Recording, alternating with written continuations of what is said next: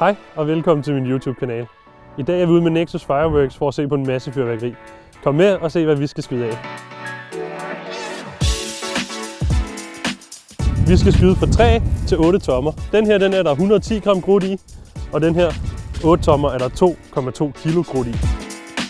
Udover luftbomberne skal vi også skyde de her 3 produkter.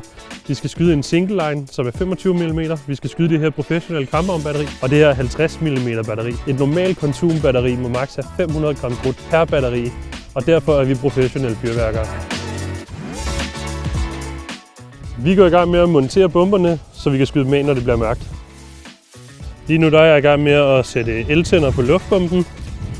Vi skyder vores krudt af på strøm. Det vi skal være særlig opmærksom på, når vi sætter eltænderne i, det er, at den røde her kommer forsvarligt ind i, men også at den ikke er beskadiget. Hvis den er beskadiget og den er dårlig, så når vi tester den, så kommer der et svagt signal ind i, og så kan den springe og sende luftbomben afsted allerede i testen. Det vil ikke være forsvarligt. Jeg kigger grundigt op i lyset på den, og tjekker, at glasset ikke er i stykker. Tjekker, at der ikke er siddet løs kabel heroppe. Og så putter jeg den egentlig bare godt ind i her og slår en knude på den, så den ikke ryger af. Og i dag, mens vi går og stiller op, der har vi Michael med som ansvarlig fyrværker. Hvad får du der?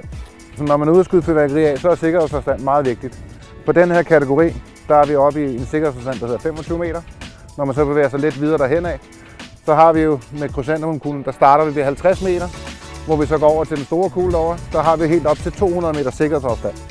Så det har ret meget at gøre med, men det er jo hvis den skulle springe på jorden, så skal vi have en radius, der gør, at folk er i sikkerhed. I dag der har vi også nogle specialbomber med, for eksempel den her, som er 3 cirkler, der springer oven på hinanden, i stedet for at det bliver en stor flot kugle. Vi har også den her bombe her med, som er et hjerte, der skifter farve ud på himlen. Nu har vi gjort alt klar, vi har sat tænder på, vi har testet systemet, og nu venter vi bare på, at det bliver mørkt.